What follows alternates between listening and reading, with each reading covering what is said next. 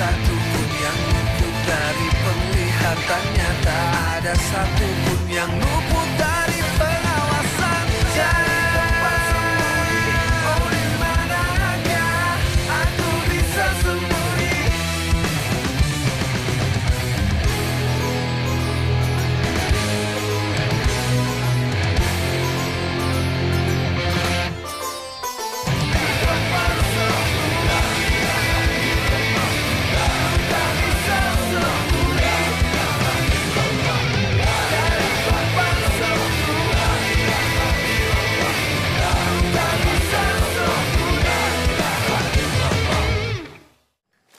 Survive, buka aja. Surprise. Baju karo peci. Untuk apa? Kita itu bukan nggak mau, tapi kita itu nggak mau dipaksa untuk pakai peci. Kita mesti kasih Najib pelajaran. Gawat. Gawat ya? Gawat kenapa tuh? Peciku hilang.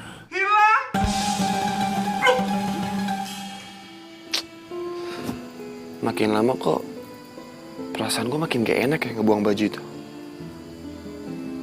Di mana ya? Gue udah gak ada tuh baju. Gue harus cari di mana? Islam juga mengajarkan kita agar menjadi muslim yang bersih dan rapi. Tuh, dengar.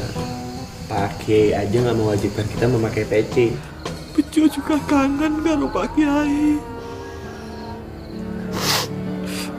Bejo juga kangen sama yang lain, Pak Ustadz. Kuatkanlah hati hamba. Jika dia memang tidak pantas untukku, lapangkanlah hati ini, ya Allah. Ya Allah, sungguh hamba hanya ingin melabuhkan cinta hamba hanya kepadamu. Astagfirullahaladzim. Dek Nada masih bekerja. Sudah mau subuh. Gila apa sih Nada? Jam segini masih aja dia ngebatik. Aduh, kepalaku.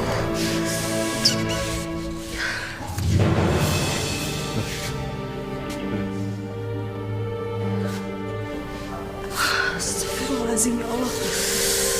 Allah, ya Allah.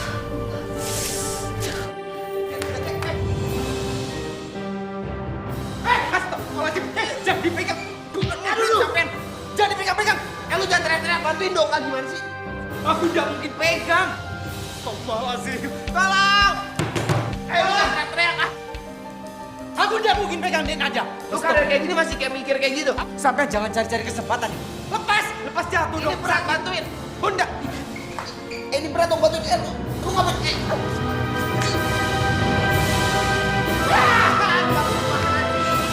Assalamualaikum. Ya Allah, Mbak Nada. Mbak Nada. Kamu udah apa-apa, Dek? Parah lu. Bangun, Mbak. Jangan pegang lagi. Sampai nyari kesempatan. Bangun, Mbak. Bangun. Astagfirullahaladzim. Kita sholat subuhnya di rumah aja, ya, Mbak.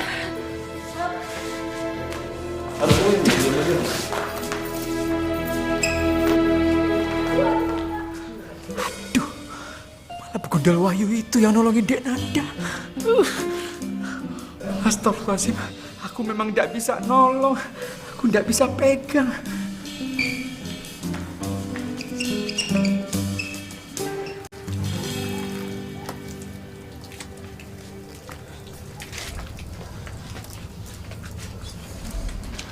Assalamualaikum. Waalaikumsalam, Pak. Waalaikumsalam. Sampean tidak bisa lembut mengucapkan salam. Denger ya? Gue mau halus atau gue pengen kasar? Bukan urusan lo. Memang bukan urusan aku. Tapi beliau siapa? Kiai besar. Wis Jip, sudah. Syukur alhamdulillah Wahyu sudah menjawab salam. Walau dengan nada yang berbeda. Lu denger kan? Makanya kalau lu punya kuping, pakai, jangan dipajang. Ya wis. Teman-teman kalian tuh udah nunggu. Ayo.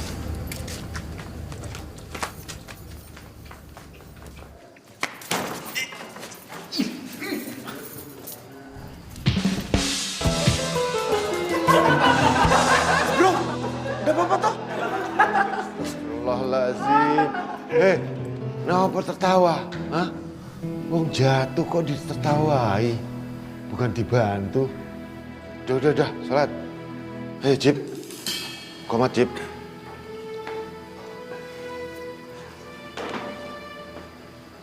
Allahu Akbar, Allahu Akbar. Asyhadu an la ilaha illallah. Asyhadu anna Muhammad Rasulullah. Hayya 'alas shalah, hayya 'alal falah. Qad qamatis shalah, qad qamatis shalah. Allahu Akbar, Allahu Akbar.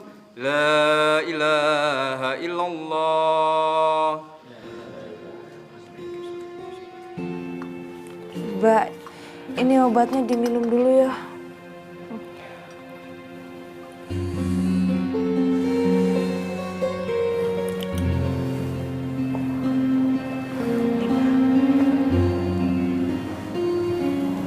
Bismillahirrahmanirrahim.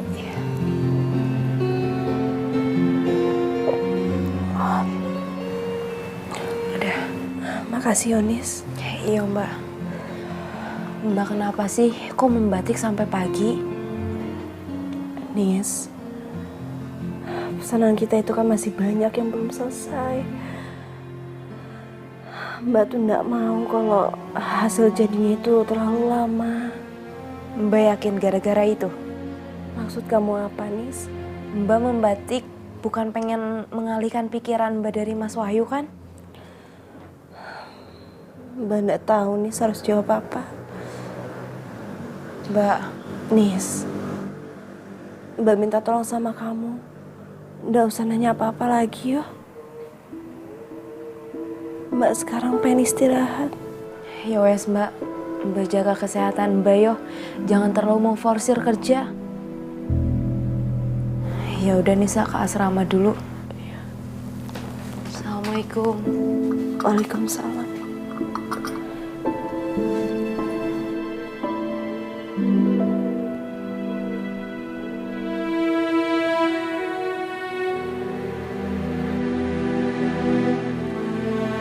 Ya Allah ya Rabb. Tolong hilangkan perasaan sakit dalam hatiku. Izinkan aku untuk menerima dengan ikhlas semua sikap Wahyu. Amin ya Rabbal Alamin.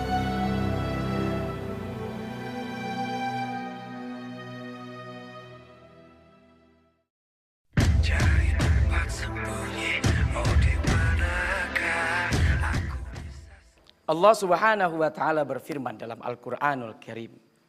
A'udzu billahi minasyaitonir rajim. Alam tara kaifa daraballahu masalan kalimatan thayyibah kasyajaratin thayyibatin asluha sabitu wa far'uha fis sama. Kata Allah dalam Al-Qur'an, tahukah kalian Allah membuat sebuah perumpamaan. Satu kalimat yang baik seperti pohon yang baik, di mana akarnya menghujam ke bawah dan kemudian cabangnya terangkat ke atas langit. Itulah perumpamaan tauhid, keimanan kita kepada Allah Subhanahu wa taala.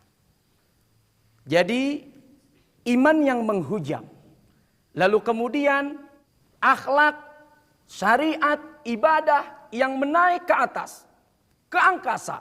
Begitu kuatnya melahirkan sebuah manfaat, buah-buahan yang membawa nikmat. Untuk siapa? Bukan hanya untuk dirinya, tapi untuk orang-orang yang ada di sekelilingnya. Dan buah yang paling manis dirasakan untuk mereka yang memiliki iman yang mantap, kemudian syariat yang bagus, akhlak yang mulia adalah surga. Siapa yang mau masuk surga? Saya mau. Pastinya. Sudah tahu syarat masuk surga? Sudah. Ayo? Harus mati dulu. Ada yang mau mati? Arman. Gimana mau masuk surga tapi nggak mau mati? Mau mati. Atau saya doakan mudah-mudahan di subuh hari ini semuanya panjang umur. Amin. Sampai 300 tahun. Amin. 300 tahun. 80 tahun aja udah begini. Gimana kalau 300 tahun? Ada yang mau? Nggak ada. Saya doakan mudah-mudahan semuanya pendek umur. Jahat ya Pak Ustadz ya. Nggak mau juga. Atau saya doakan mudah-mudahan setelah subuh ini semuanya meninggal. Meninggalkan dosa. Meninggalkan maksiat. Meninggalkan kesombongan. Jangan ada lagi yang nakal di pesantren ini. Amin ya Rabbal Alamin. Dan buah di dunia untuk mereka yang memiliki tauhid mantap, akhlak yang bagus, maka lahirlah sebuah sifat yang senantiasa menyandarkan segala sesuatu kepada Allah Subhanahu wa taala, yaitu tawakal. Wa idza azamta fatawakkal 'ala Allah. Kalau kita punya azam, punya cita-cita, punya niat dan sudah berikhtiar, maka hasilnya apapun itu serahkan kepada Allah Subhanahu wa taala. Jadi niat dulu, kemudian usaha, baru serahkan kepada Allah yang disebut sebagai tawakal. Ada satu cerita, mau dengar? Nah, di subuh hari ini saya akan bercerita. Satu waktu ada seorang anak muda, namanya siapa ya? Arman. Nah, anggaplah Arman. Ceritanya Arman berangkat ke masjid. Kebetulan baru dibesuk sama orang tuanya. Di bulan Ramadan, Arman dibelikan sendal yang bagus. Mau masuk ke dalam masjid, Arman tengok kanan, tengok kiri, depan, belakang. Ada orang atau tidak? Tiba-tiba datang sahabatnya. Wahyu. Nanya, "Man, kowe ono apa? Kok tengok kanan, tengok kiri?" "Enggak, Yu. Aku nih mau nitip sendal, narok sendal kemana ya?" Wahyu bilang, "Titip aja di penitipan sendal." Kata Arman, "Aduh, aku takut nanti sendalnya ketukar. Sendalnya hilang. Hari gini, zaman ini kan banyak yang maling sendal." "Ya sudahlah," kata Wahyu, "sampean di luar saja urus sendalnya, aku masuk ke dalam untuk sholat." Arman lihat kiri kanan begitu ndak ada orang, narok sendal di bawah tangga. Dengan satu ungkapan, "Ya Allah, nitip sendal ya." Itu kata Arman. Masuk Arman ke masjid. Setelah sholat, Arman keluar, ternyata sendalnya hilang. Hilang sendalnya. Kasihan deh Arman. Datang Wahyu ngelihat Arman gelagapan. "Mana sendalku?" "Emang sendalnya ditaruh di mana, Man?" "Tadi aku taruh di sini loh, di bawah tangga." Wahyu mengatakan, "Makanya kan sudah aku bilang, titip aja di penitipan sendal." Apa jawaban Arman? "Ya yuk Mas Wahyu, aku nitip sama Allah aja hilang, apalagi nitip sama penitipan sendal." Ini tawakal yang gak ada dasar. Belum usaha, belum ikhtiar, tahu-tahu sudah menyalahkan Allah. Inilah kehidupan yang terkadang karena kelalaian kita, lalu musibah datang menghimpit kita, bukan kita introspeksi diri, malah terkadang menyalahkan kiri dan kanan kita, dan yang lebih parah menyalahkan Allah Subhanahu wa taala. Nah, oleh karenanya di ayat ini Allah membuat sebuah perumpamaan yang indah, di mana ada sebuah pohon yang besar, lalu akarnya menghujam ke bawah, dan kemudian batangnya, rantingnya, cabangnya menjulang ke angkasa. Itulah keimanan yang mantap, akidah yang kuat, akhlak yang mulia. Kalau sudah seperti ini, maka akan berbuah. Mereka yang ada di sekeliling kanan dan kiri kita merasakan manfaat buah dari akhlak yang mulia. Nah, mudah-mudahan hikmah kita pada subuh kali ini membawa manfaat, iman terjaga, dan akhlak pun menjadi mulia. Amin. Terima kasih. Wassalamualaikum warahmatullahi wabarakatuh.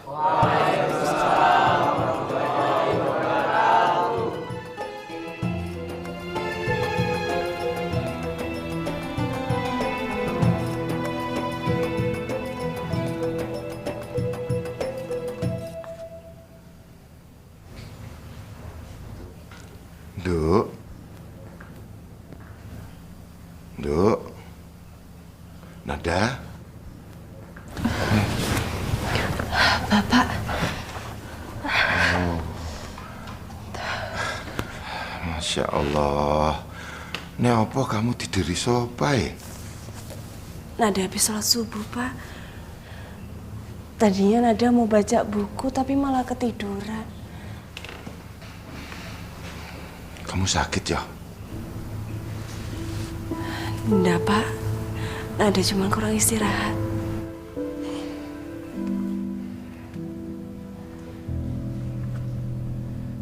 Masya Allah. Kamu demam, Duk. Mbok diperiksa di puskesmas ya. Nggak usah, Pak. Nada cuma kurang istirahat. Kalau nanti dibawa tidur, juga pasti nanti akan sehat, Pak. Bener.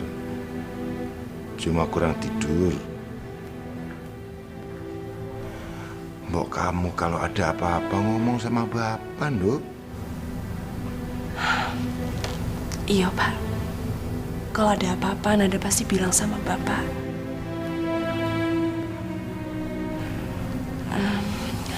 Nada permisi mau ke kamar ya, Pak. Mau lanjut istirahat. Ya, nggih. Ya.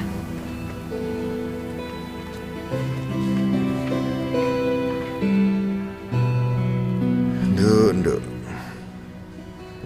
Mestinya ibu kamu itu ada di sini, Nduk. Kamu memang dekat sama Bapak. Tapi kalau ada ibu kamu akan lebih terbuka membicarakan masalah pribadimu dengan ibu kamu, Nduk.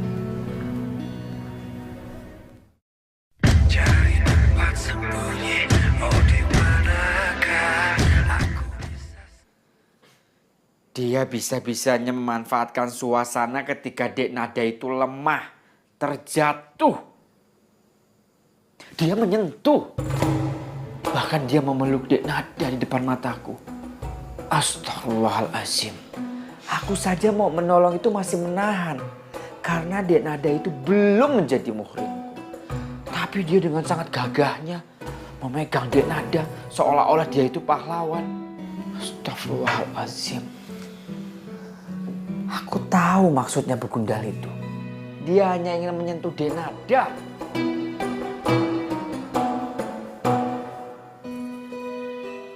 Sampean ngerti ndak sih apa yang aku bicarakan? Alhamdulillah Mas Bro, nggak ngerti.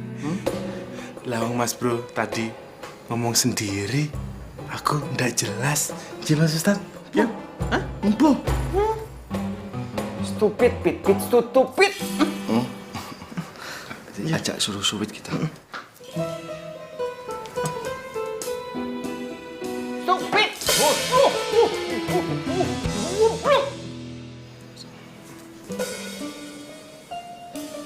Seharusnya walaupun aku tidak menyampaikan sesuatu, sampean itu harus bisa membaca pikiranku.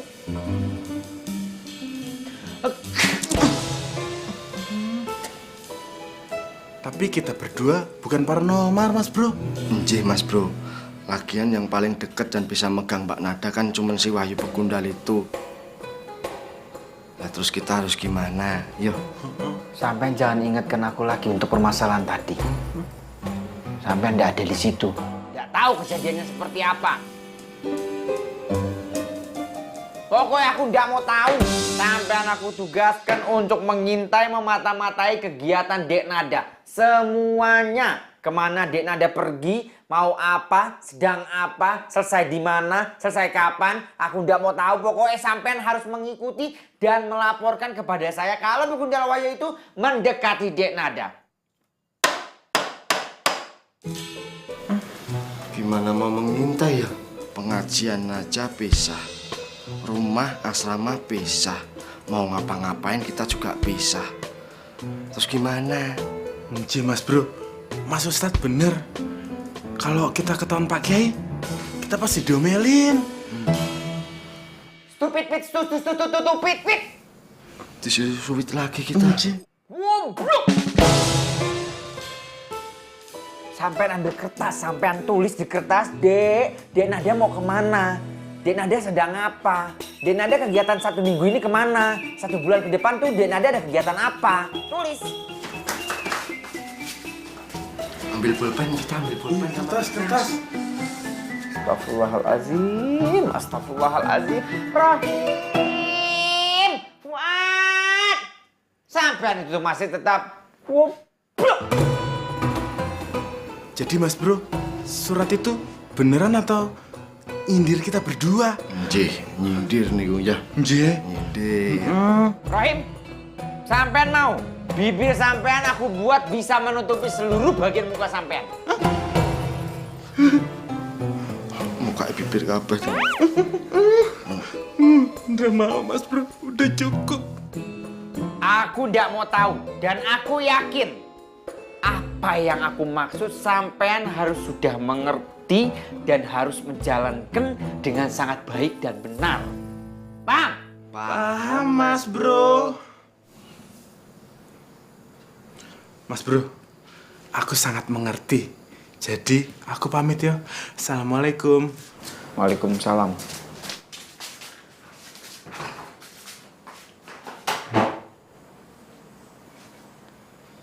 Kenapa tuh? Sampean masih di sini? Saya nunggu tugas dari Mas Bro.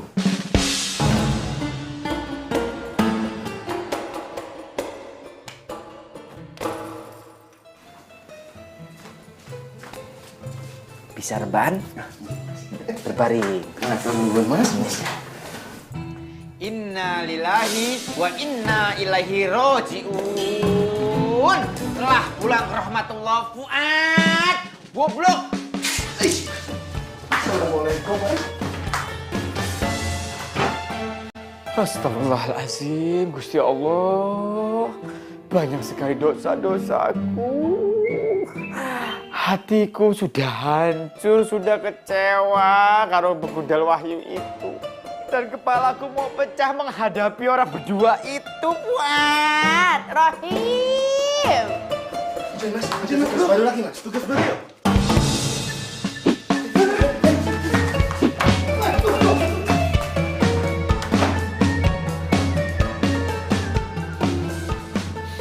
Aku tidak jadi ustadz, tapi jadi orang gila di sini.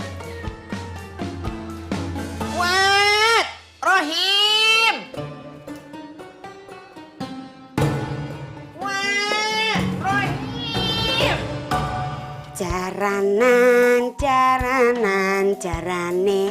Jaran Dedi sing numpak derebei sing nunggang para menteri cek nong cek gung jaran bei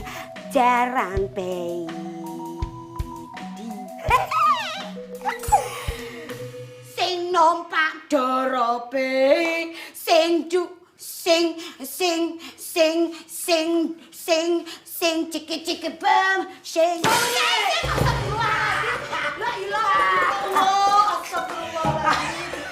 Astagfirullahaladzim. Arman, kamu tuh mau bikin aku jadi rontok apa rambutnya gara-gara kaget? Maaf, Mbak. Aku tuh cuma ganggu dikit. Ganggu dikit.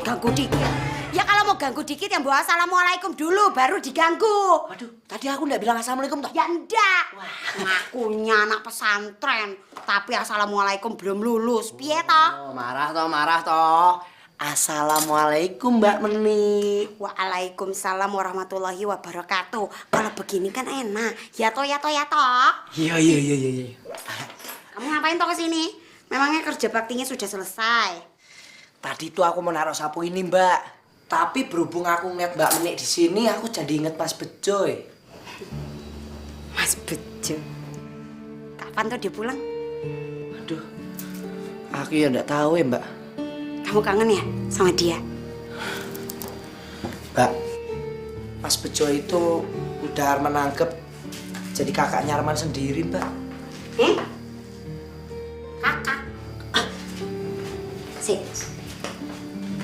gimana bisa dibilang kakak? Kalau dilihat-lihat, kamu itu agak hitam, Bejo putih. Kamu itu agak pendek, Bejo agak tinggi. Kamu itu agak gembrot, Bejo itu kurus. Apanya toh yang bisa dibilang adik kakak? Gini loh Mbak, maksud aku tuh Mas Bejo udah aku anggap kayak kakakku sendiri. Oh, begitu toh. Aku ini yatim piatu Mbak.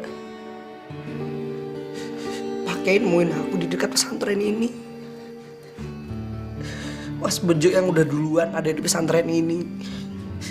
Dia selalu ngerawat aku Mbak. Padahal dia tuh nggak tahu siapa aku. Tapi Mas Bejo tuh nggak pernah lupa ngajak aku kemanapun dia pergi Mbak. Mas Bejo tuh selalu nyayangin aku sama seperti Pak Kiai nyayangin aku Mbak.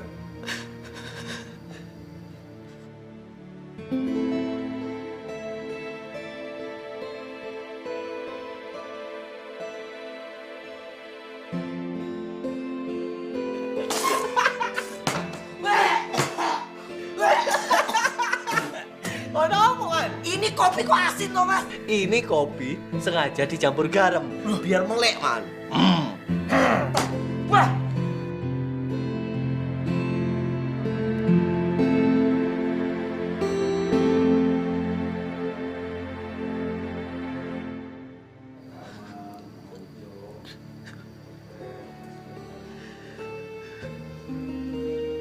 Man, aku udah tahu kalau kamu sebegitu dekatnya sama Mas Bejo. Mbak, aku ini sama sekali belum pernah ketemu sama keluargaku. Tapi aku tuh nggak pernah ngerasa sedih, Mbak. Karena selalu ada Mas Bejo, Pak Kiai, semua santri di sini. Mbak, aku tuh rela kehilangan apapun, Mbak.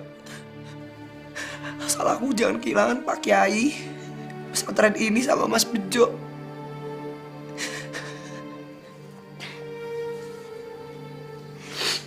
Masya Allah, Man.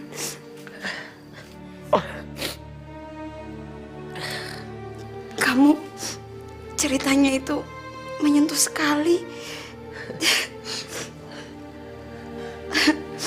Sampai sinetron-sinetron yang di televisi itu kalah loh ceritanya. Maaf ya Mbak, Arman jadi curhat begini. Gak apa-apa. Kalau kita curhat itu kan lebih baik. Jadi hati kamu bisa lebih tenang, ya toh? Nggih Mbak. Nanti kalau kamu mau cerita apa-apa lagi, silakan ya. Kamu langsung aja datengin Mbak. Oke? Oke Mbak. Sekarang biar tak buatin teh ya. Kamu mau? Ini teh spesial. Namanya teh serai. Biasanya kalau Mbak itu lagi gundah gulana atau merona atau gimana, pikirannya lagi tidak jelas gitu, Mbak minum teh ini. Jadi pikirannya lebih tenang. Kamu mau coba? Nggih Mbak. Tapi Mbak mau mengingatkan sesuatu. Kalau kamu itu jangan sekali-kalinya minum teh besi. Teh besi? Apa toh Mbak? Teh besi itu teh yang udah 3 atau 4 hari udah diminum, jadinya basi. Aduh Mbak Menini ada-ada aja. Semua orang juga tahu Mbak, kalau teh udah 3 hari atau 4 hari nggak mungkin diminum. Ya wes, kamu udah mendingan toh? Nggih Mbak. Udah nggak sedih lagi? Alhamdulillah. Ya wes, jangan sedih-sedihan ya. Nggih Mbak. Bentar ya, tak buatin dulu tehnya. Iya Mbak. Makasih ya Mbak.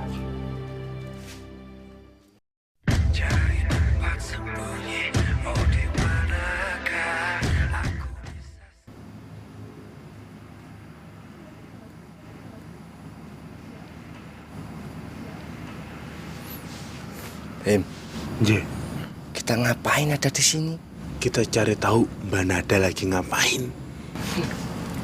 Kamu yakin yang di dalam itu Mbak Nada?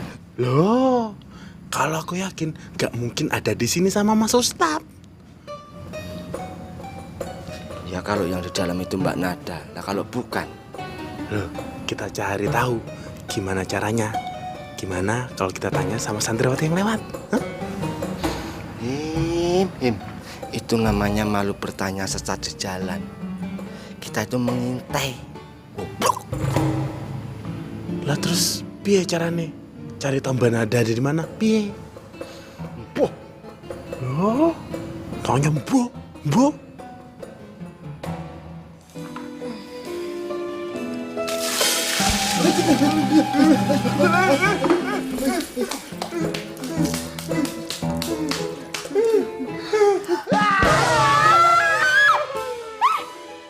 Gue ngapain di bawah jendela?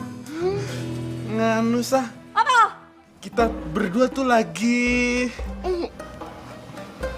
Nganu, saya cari cacing buat umpan ikan. Terus ikannya saya tanya, kan, kamu maunya apa? Dia jawab, aku maunya cacing gitu. Cacingmu.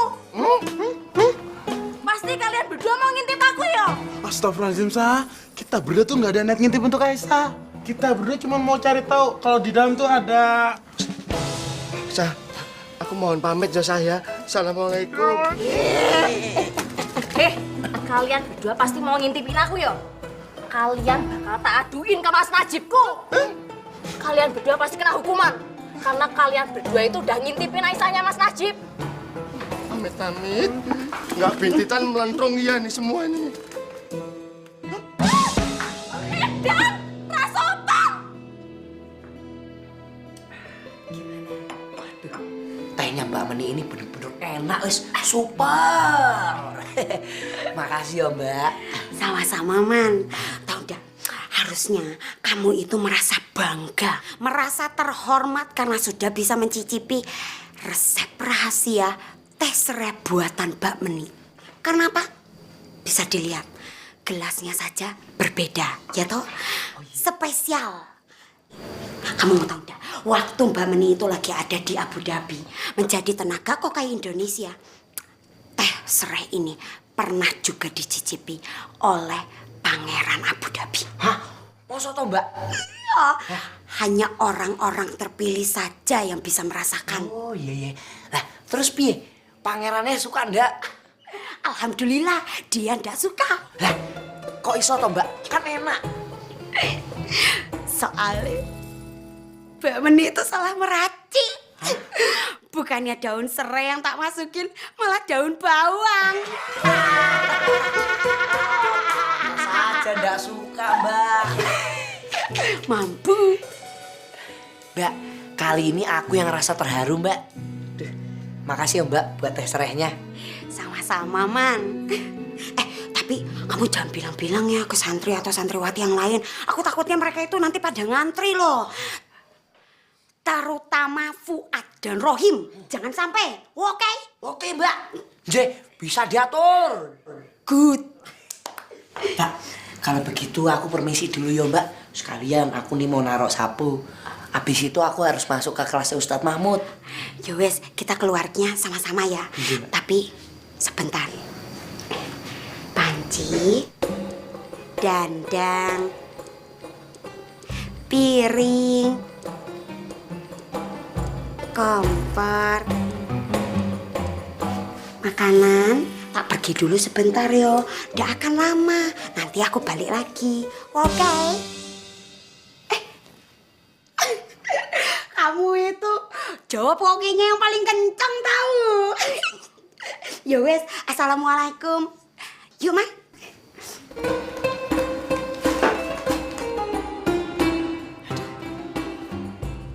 Biar gitu-gitu orangnya baik tapi lah. Assalamualaikum warahmatullahi wabarakatuh. Alhamdulillah senang sekali saya masih bisa berjumpa dengan kalian semua di kelas ini. Dan mudah-mudahan pertemuan kita senantiasa membawa berkah dan ilmu yang kita pelajari hari ini membawa manfaat.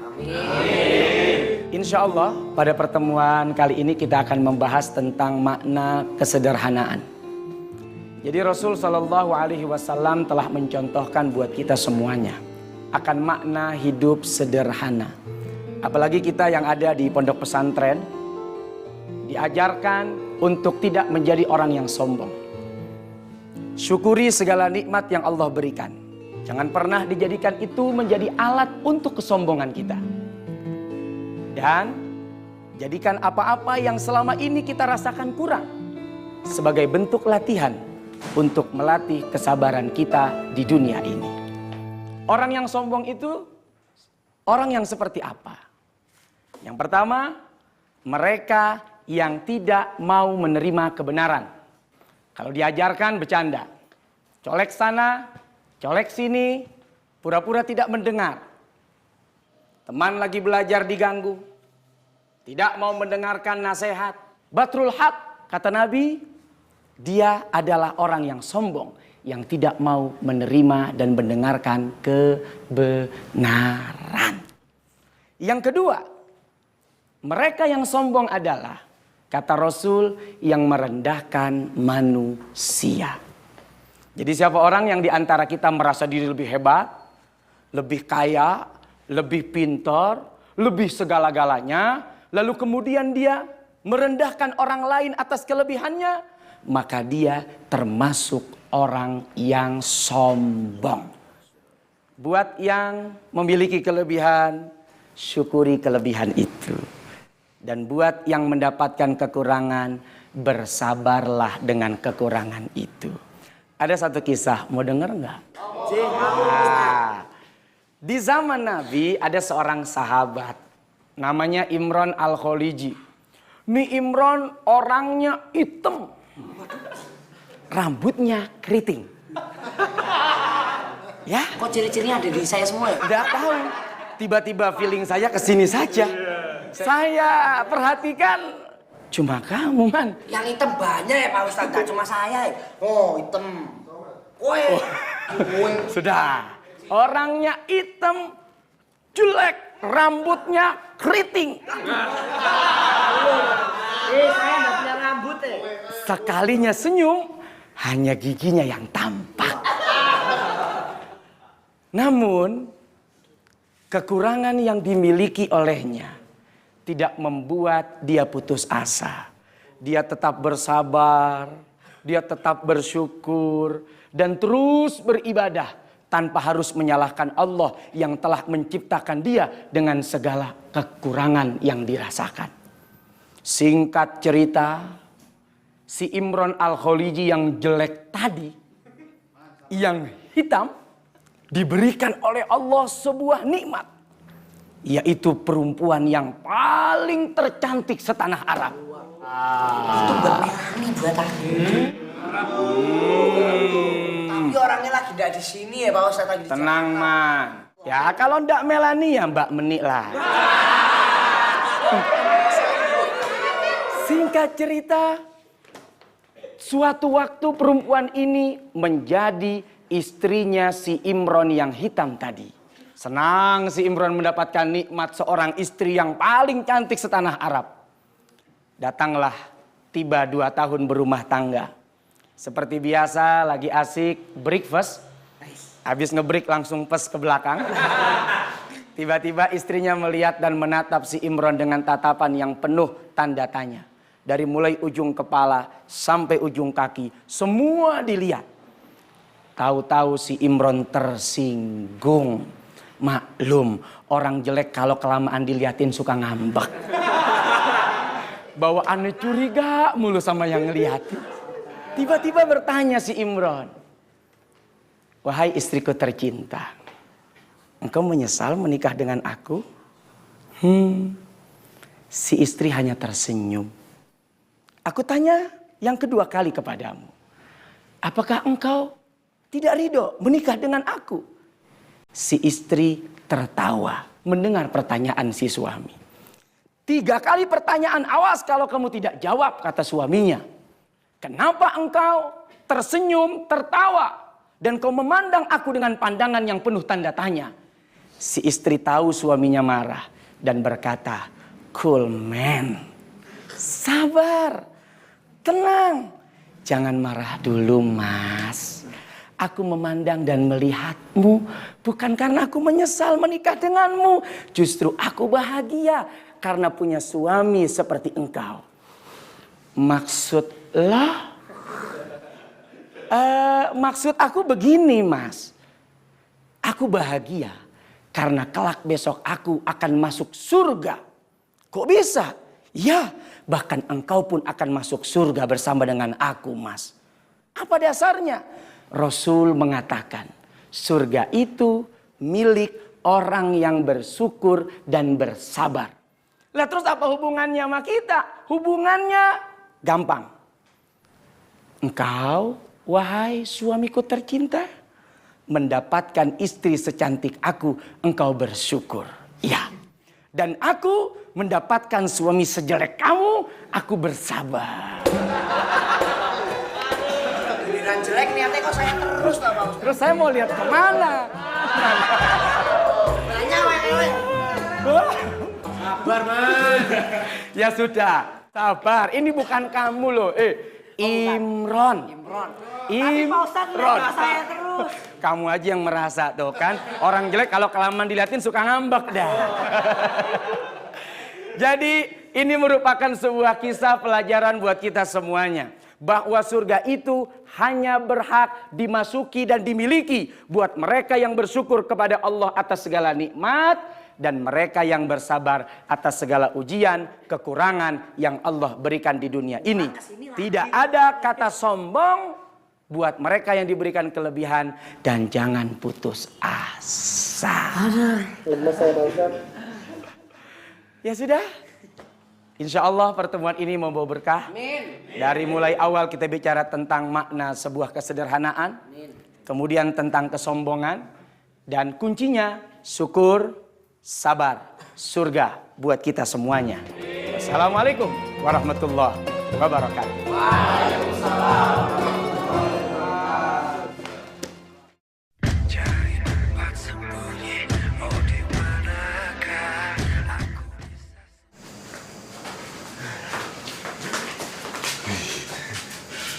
Mas Ustadz, tugas dari Mas Bro nggak cuma bikin pusing ya, tapi bikin kita menderita.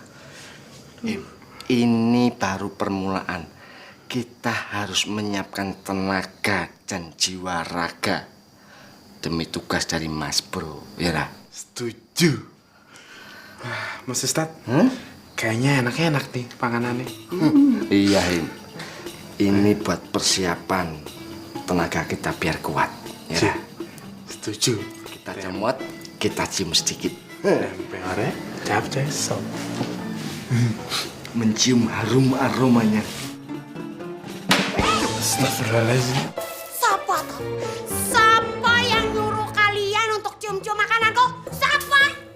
Mbak Meni, makanan itu untuk dimakan, bukan untuk dipajang. Saya juga tahu makanan itu ya memang buat dimakan, bukan untuk dipajang. Tapi sekarang ini makanan ini tuh belum waktunya untuk dimakan. Ngerti ora? Orang ngerti? Coba dikit ya. Yes. Kalian sekarang cepat keluar. Atau kalian mau muka kalian itu tak buat seperti panci. Rata. Mau? Ya. Mau kemana? Mau kemana toh sampean? Mau kemana?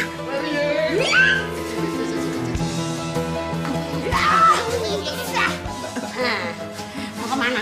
Makannya. Jangan makan orang. Ayo pergi.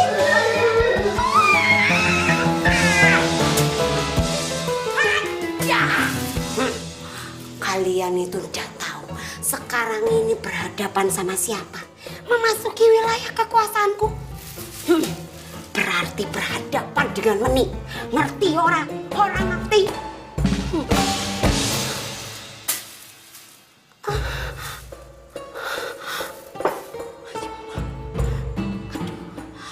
Enjoku. Aduh. Wah, bukan Rohim. Gara-gara kalian ini.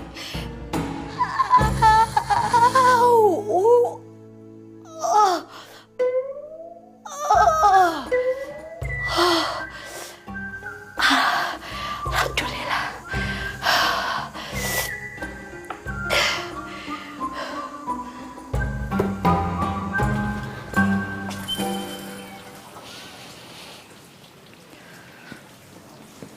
Astagfirullahaladzim.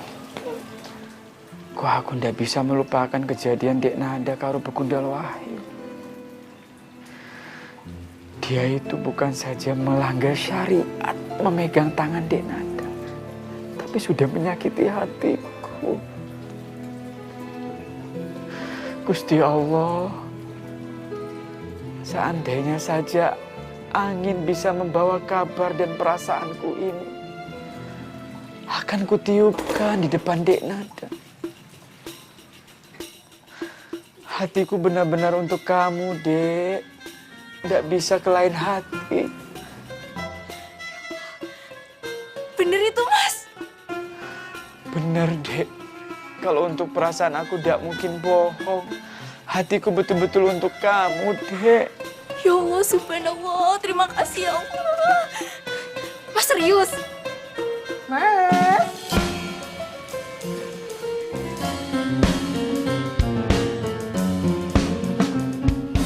Kamu seperti laler ya Aisyah, di mana saja ada.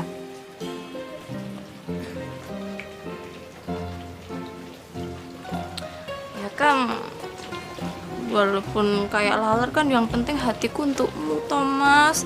Tapi yang tadi dibilang Mas Najib bener tah? Apa yang aku sampaikan itu betul, tapi kamu sudah salah kamar. Salah kamar? Maksudnya? Percuma Aisyah, aku jelasin juga kamu tidak bakal mengerti. Sudah dong Aisyah, jangan ngejar-ngejar aku lagi. Aku pusing menghadapi kamu. Kalau seandainya hatiku dua, satu untuk Denada, satu lagi pasti untuk aku, ayah dan bundaku.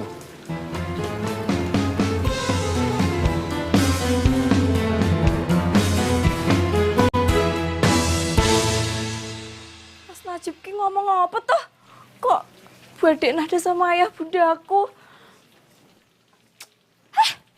Palingan yang lindur. Orang jelas-jelas tadi kupengku tuh denger kalau hatinya dia tuh hanya untukku seorang. Cucu banget, Ti. Tapi aku belum sempet, Ti, ngasih tahu kalau Mas Fuad sama Rohim itu ngintip aku di asrama. Ya wis lah, rapopo. Yang penting Mas Najib tresno karo aku. Assalamualaikum Pak Kiai. Waalaikumsalam warahmatullahi wabarakatuh. Piye, Man? Nopo? Anu Pak Kiai, Arman kesini tuh cuma mau ngasih surat ini. Udah taruh situ aja. Nyuwun sewu Pak Kiai. Bukan maksudnya Arman untuk ganggu atau ingin tahu ya.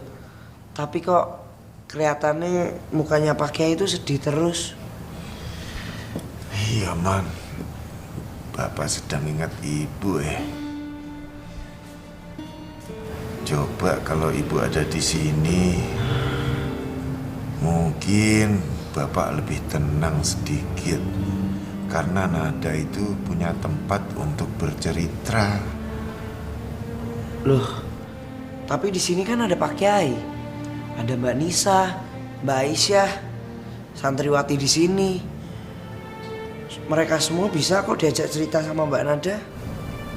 Betul, Man, betul. Tapi beda, Man. Bisa bercerita dengan ibu sendiri. Iya sih Pak Kiai. Arman juga ngerasain. Semenjak Mas Bejo itu pergi dari pesantren ini, sekarang udah gak ada lagi yang dengerin cerita Arman, curhatan Arman. Arman jadi kesepian nih. Bapak juga sama. Bapak kangen sama Bejo. Yaudah, kita sama-sama berdoa. Semoga Bejo bisa kembali lagi ke sini secepatnya. Biar ngumpul sama kita lagi, ya. Nggih Pak Kiai, amin. Saya juga mau doakan supaya ibu cepat balik ke pesantren Pak Kiai. Arman juga udah kangen nih. Amin. Duh, kata Arman mesti cari orang supaya bisa dengerin surat Arman Pak Kiai. Supaya Arman itu ndak terlalu kepikiran sama Mas Bejo. Gimana? Bener, Man? Ya wes lah Pak Kiai. Kalau begitu Arman pamit dulu ya. Iya. Assalamualaikum. Waalaikumsalam warahmatullahi wabarakatuh.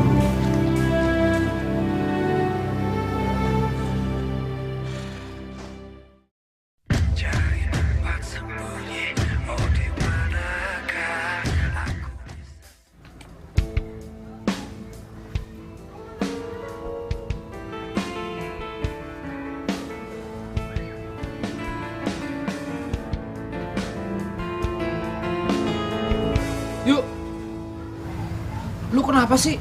Akhir-akhir ini muka lu kusut banget. Bolak-balik, mondar-mandir, udah kayak setrika, tau gak? Tahu. Sini, mukanya lu gue setrika biar rapi. Lu semua ngomong apa sih? Berisik banget. Gue mau cabut. Kemana yuk? Iya tahu lu jalan, emang siapa bilang lu naik ojek? Yuk! Ya, Aneh banget sih tuh anak. Biasa lagi sensi. J, kita di sini tuh mau ngapain sih? Lambo, kalau aku tahu, aku nggak bakal duduk di sini sama Mas Ustadz. Kali ini tugas dari Mas Bro tuh bener-bener berat. Kepala aku sampai nyut-nyutan. J.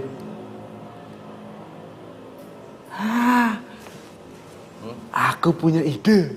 Ide apa? Gimana kalau kita tanya Pak Kiai?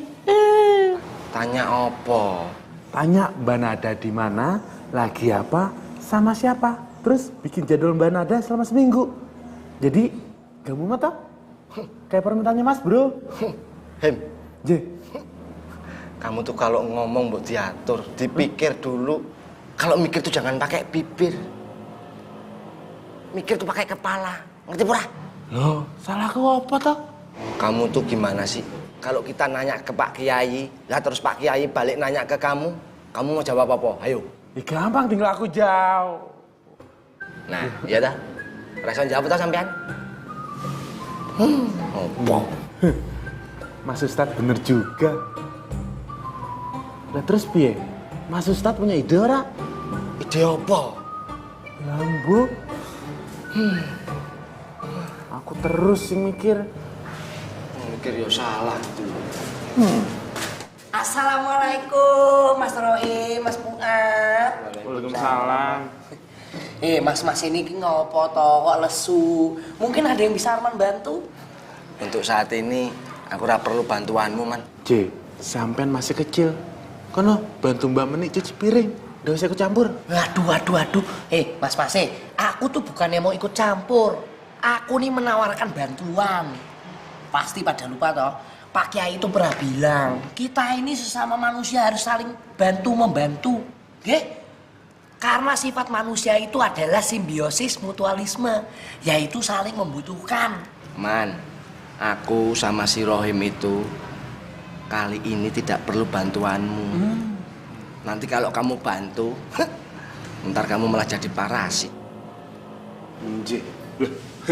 Kayak pelajaran biologi yo. Kok biologi tuh?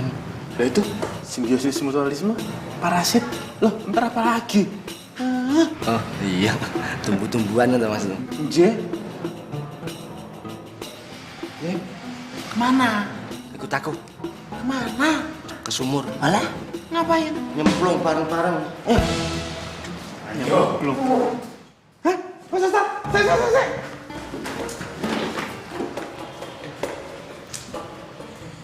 Seandainya aja ada Mas Bejo di sini, aku pasti bisa ikut lari-larian kayak mereka. Rindu aku sama Mas Bejo.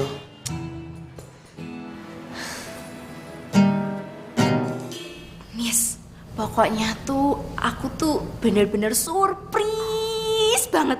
Mas Najib ngomong seromantis itu sama aku loh, Nis. Dani, gak nyangka. Ya Allah. Kamu yakin Mas Najib ngomong kayak gitu sama kamu? Kamu salah tangkap kali, Syah. Salah tangkep? Ya nggak mungkin tuh aku salah tangkep. Jelas-jelas aku tuh denger sendiri kalau Mas Najib itu bilang cinta sama aku. Lagian dari dulu tuh aku udah yakin yakinnya kalau Mas Najib itu bakalan jadi jodohku, bakalan jadi suamiku. Tapi kalau yang terjadi sebaliknya, kamu jangan kecewa ya. Maksudnya terbalik gimana sih? Yo ndak bakalan, ih, kamu tuh gimana sih, Nis? Kan aku udah cerita sama kamu kalau Mas Najib itu udah bilang cinta sama aku. Jadi apa yang dimasalahin? Syah, aku tuh bukannya ndak percaya sama omongan kamu. Aku ndak mau kamu terlalu berharap sama Mas Najib. Aku ndak mau lihat kamu sakit hati. Ih, sakit hati apa toh? Jelas-jelas tuh aku malah seneng. Aku tuh heran deh ini sama kamu. Kamu tuh bukannya ikut happy, ikut seneng, ikut bahagia denger aku kayak begini, malah ngomentarin yang macem-macem. Iya toh, Ki? Ya ampun, Syah. Aku tuh... Alah, aku males dengeran komentarmu lagi. Aku pergi, assalamualaikum. Waalaikumsalam. Syah, susah dibilanginnya.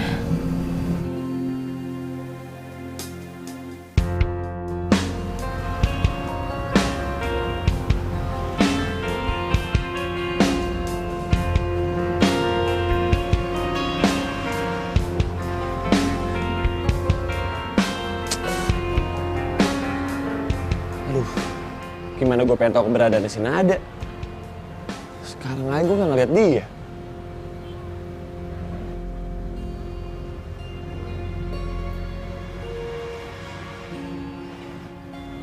Aku ndak mungkin percaya Fuad karo Rohim.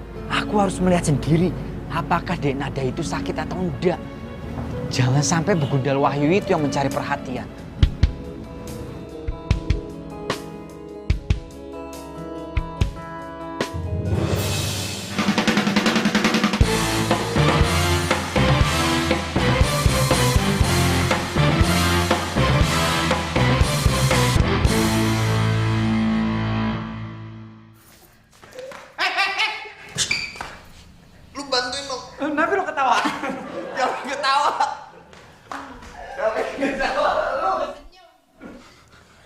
Buruan berat nih. Dek, ini gimana dong? Dipegang gak sih?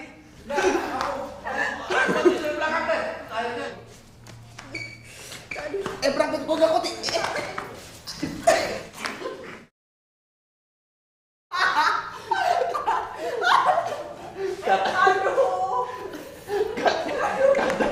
Lu berdiri.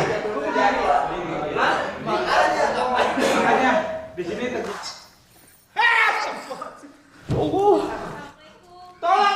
tolong Isa. Aisyah. Nada. Kita sholat subuhnya di rumah aja ya? Iya. Yuk.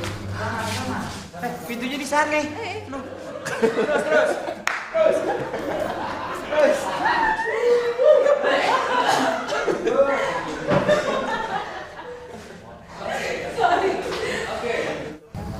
Ini cowok nih, kayak besar loh. Wes Cip, udah biar aja. Enggak tuh, kayaknya ada suara. Ya, lanjut ya. Oke. Lanjut. Nada. Belum bangun dong? Belum bangun. Nah, oh enggak, nanti waktu ngomong sakit. Nada. 1000 macem model sampean aku ndak takut. Buang waktu aja. Apa? Yang Komnas HAM belum. Oh iya, astagfirullahaladzim. 1000, jangankan sampean sendiri. Nah, diajari main kuda-kudaan. Ya, Mas. Lepasin.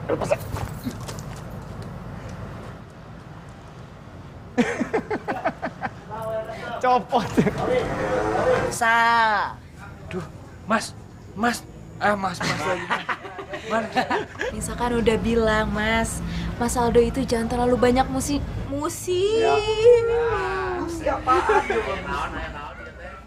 Hah? Punya pikiran sampean? Ini pesantren, bukan diskotik.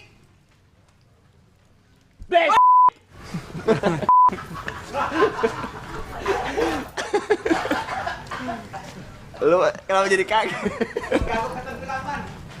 Iya. Berisik tau gak lo? Jadi enggak? Keprak. Kenapa ketawa? Aku mau pegang keteknya gitu. Kita mau ke asrama dulu ya. Mas Ajib, Mas Wahyu, aku bawa ke asrama dulu. Assalamualaikum.